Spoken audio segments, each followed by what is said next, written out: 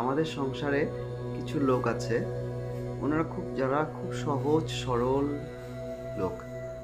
আর কিছু লোক আছে, এই সহজ সরল লোকদের মানে সহজ সরলতার উপরে ফায়দা উঠিয়ে ওনাদেরকে ঠগিয়ে ওনাদেরকে নিচু করিয়ে সমাজে ওনারা মানে নিজের নাম অর্জন করতে চায়।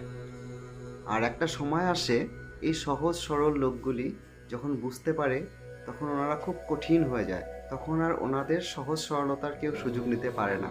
ঠিক কি বলবো, আমি আপনাকে উদাহরণ হিসাবে একটা কথা বলছি।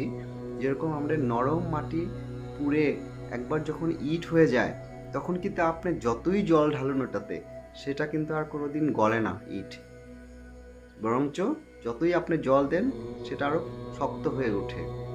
তো আপনি সমাজে কি এই নরম মাটি হয়ে বাঁচতে চান, না নিজেকে ইট করে রেখে বাঁচতে চান?